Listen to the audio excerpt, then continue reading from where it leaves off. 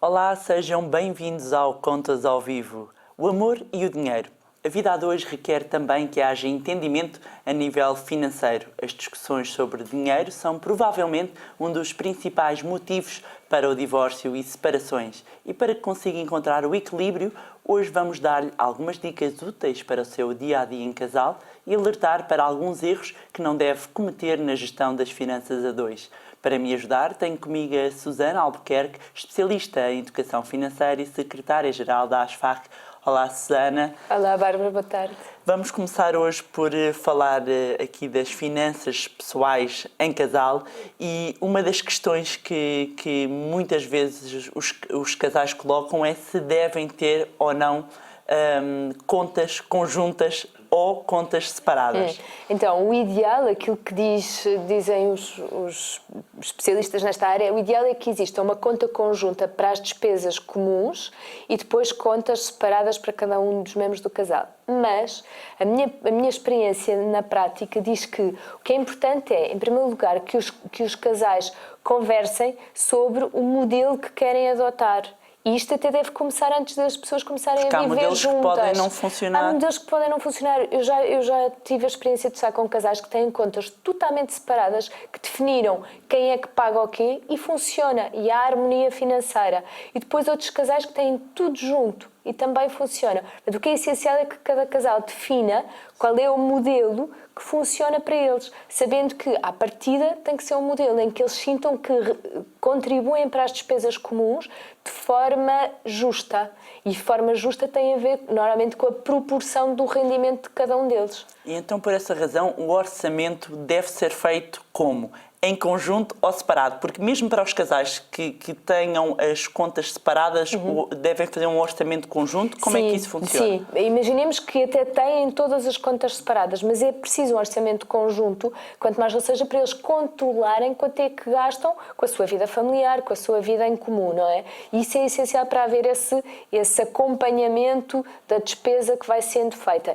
Mas também, por outro lado, porque fazer um orçamento é uma ferramenta da comunicação sobre as questões financeiras e nós sabemos que, infelizmente, em Portugal, os problemas financeiros são a segunda causa de divórcio. Então, a forma de nós evitarmos discussões, conflitos, ressentimentos financeiros é tendo uma ferramenta objetiva que nos permite falar de como estamos a tomar decisões financeiras e qual é o impacto delas na nossa vida. E para os casais que nos estão a ver, então, vão decidir agora fazer o seu orçamento familiar.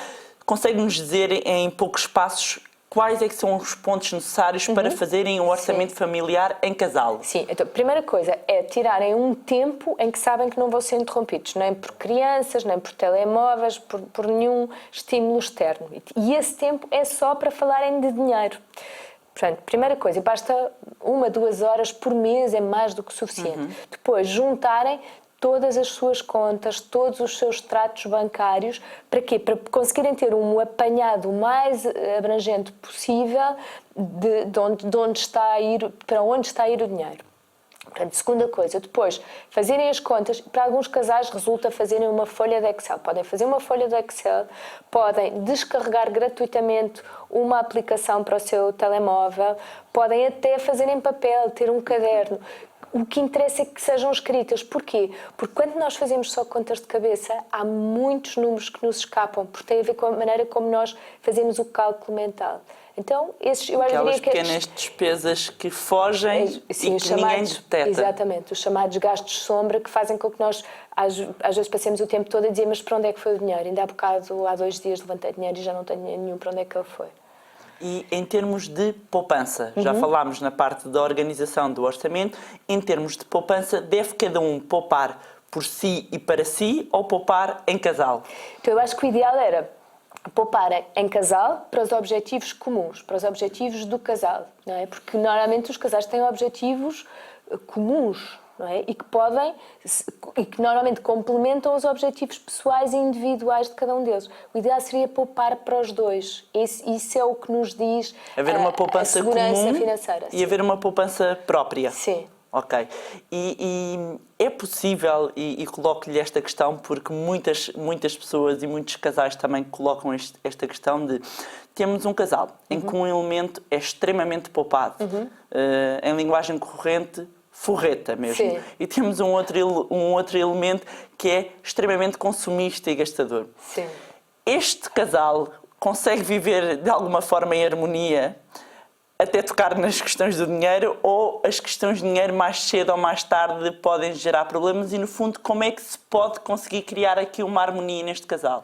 Então, essa é uma excelente questão, porque aquilo que existe nos casais é normalmente uma polarização da sua personalidade financeira. O que é isto da personalidade financeira? Todos temos uma e ela tem características únicas para cada um de nós, mas existe um conjunto, uma grelha destas personalidades. Então, dois desses tipos são precisamente o forreta e o gastador.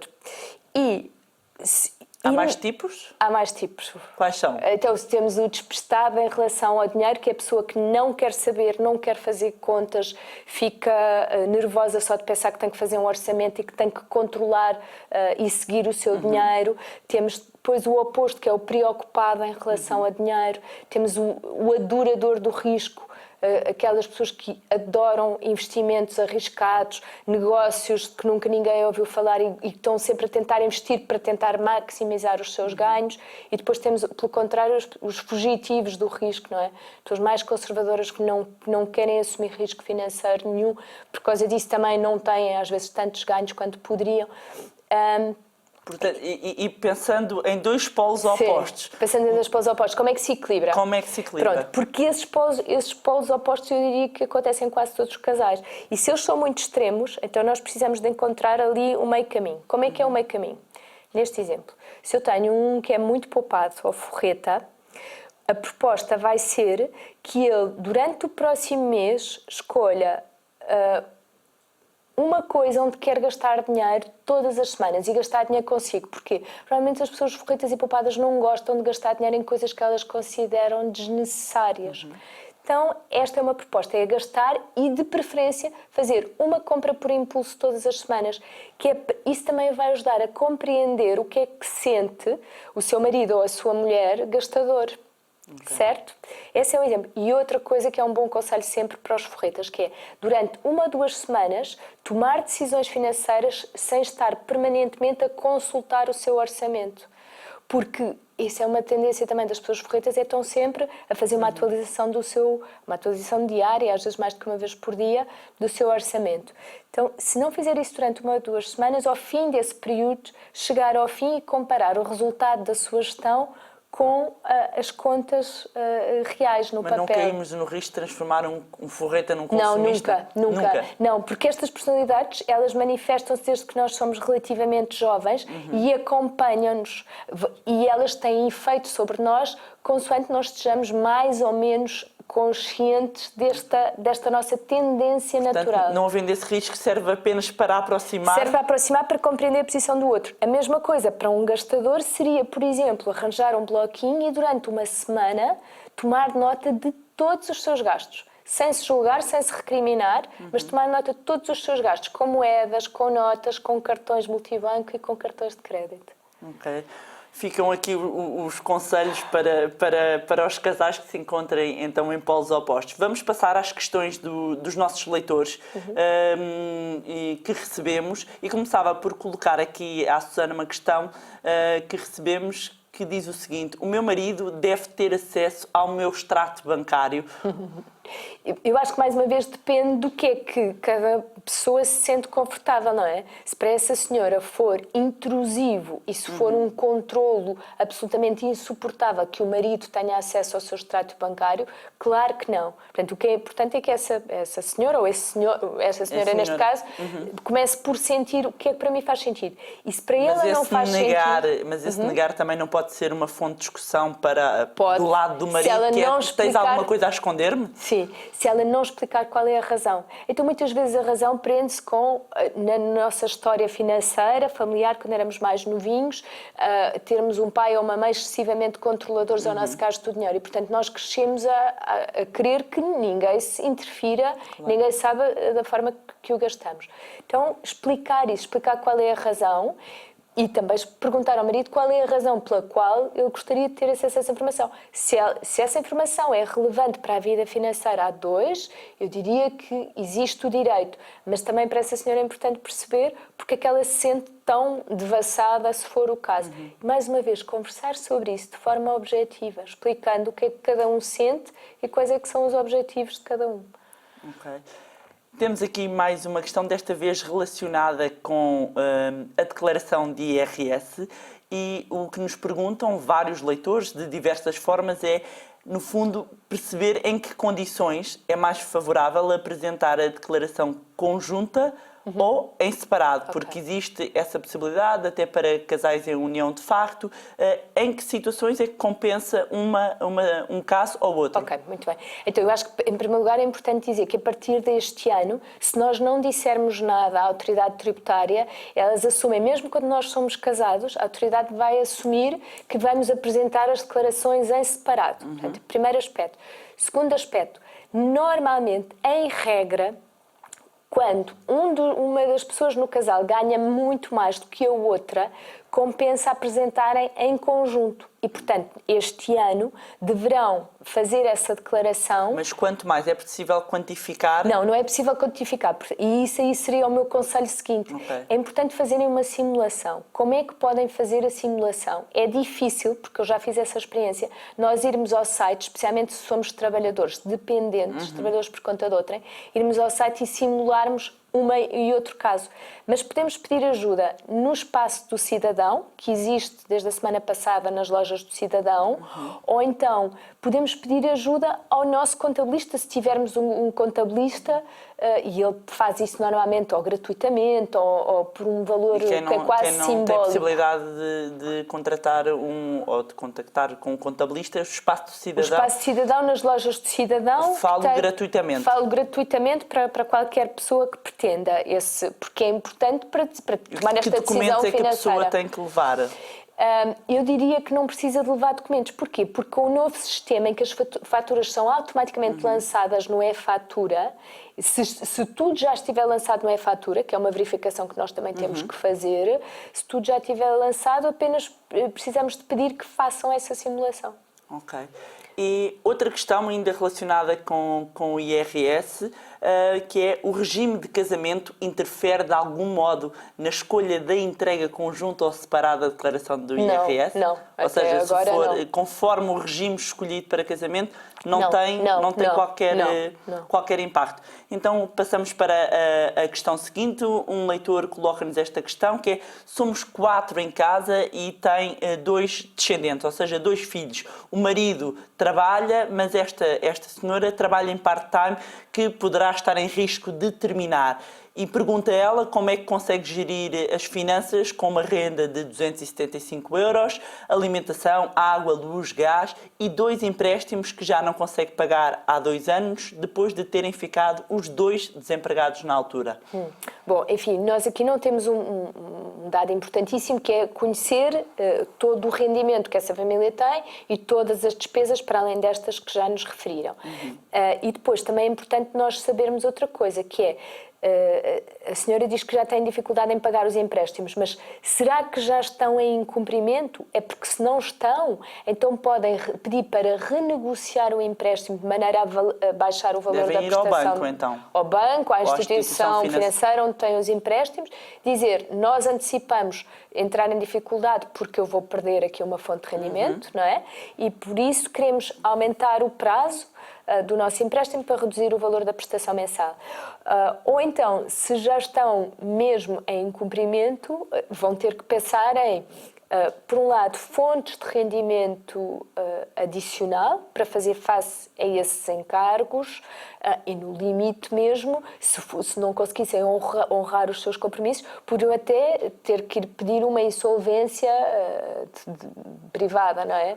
Pessoal, esperemos que não seja necessário chegar a esse ponto, mas o que é essencial é fazerem todas as suas contas, terem este dado, perceberem se estão ou não em incumprimento e, em função disso, Se não estiverem, melhor ainda. Se estiverem, mesmo nos casos em questão, às vezes é possível renegociar o montante que está a ser pago todos os meses. E a abertura da sua experiência, a abertura por parte das instituições financeiras para essa renegociação, ou seja, famílias que estejam em dificuldades, é porque muitas vezes percebemos é que as famílias tentam, mas não conseguem essa abertura. Sim, eu acho que existe abertura de princípio. Às vezes o processo, quanto a mim, ainda é demasiado lento, o que é uma pena, porque ele poderia ser mais rápido. Mas eu dos casos que conheço, eu sei que as instituições têm estado a trabalhar para conseguir melhorar essa resposta a darem às pessoas antes dela entrar, porque o que nós queremos todos, não é? Quem antecipa que vai entrar numa situação de incumprimento e quem que é o criador da dívida, é que as pessoas consigam pagar de acordo com a sua capacidade financeira. Porque muitas vezes as pessoas até querem pagar, não conseguem pagar nos mesmos. Mas eu acho que quando as pessoas, da minha experiência também, às vezes as pessoas sentem-se já muito cansadas e muito desgastadas e, portanto, já não têm a força suficiente para insistir. Às vezes é preciso fazer alguma insistência. E caso não tenham conhecimento ou não consigam ou já estejam numa situação de cansaço, a quem é que podem ir recorrer? Então, existe hoje em dia em Portugal a rede de apoio aos consumidores endividados, que está espalhada por todo o país. Podem consultar na internet. Se pode consultar na internet no site da Direção-Geral do Consumidor, e depois existe a DECO, não é? Que não requer que seja associado, o Gabinete de Apoio aos Sobreendividados, não é? Para as pessoas que estão, de facto, já sem conseguir fazer face aos seus compromissos. Mas eu diria que o primeiro passo é sempre contactar desde logo as instituições, avisar-as e dizer eu quero renegociar. E depois, em simultâneo, ir pedir ajuda e apoio a estas entidades. Ok. Fica aqui então a sugestão. Mais uma questão que nos chegou de um leitor ou de uma leitora que diz: um casal com 55 anos pretende refazer a vida. Ambos têm filhos de anteriores casamentos e vivem em casas separadas. Os dois têm rendimentos semelhantes, mas só um deles tem património pessoal com algum significado, ou seja, de algum valor. O que é que podem fazer nesta situação para os filhos do elemento do casal, deste casal, que tem património, não serem um dia prejudicados? Então, eu acho que se ainda não se casaram, parece ser o caso, não é? Eu acho que o elemento do casal que tem património pode fazer uma doação em vida aos seus filhos, não é? Outra hipótese seria fazer também um testamento em que dispõe da parte que legalmente pode dispor para dar mais aos seus filhos, não é?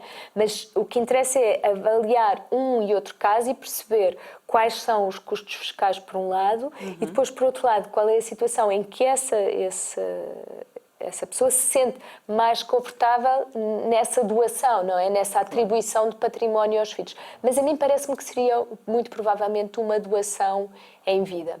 Uma doação em vida antes de se casarem. Antes deste casal refazer então a vida. Sim. Fica então essa indicação.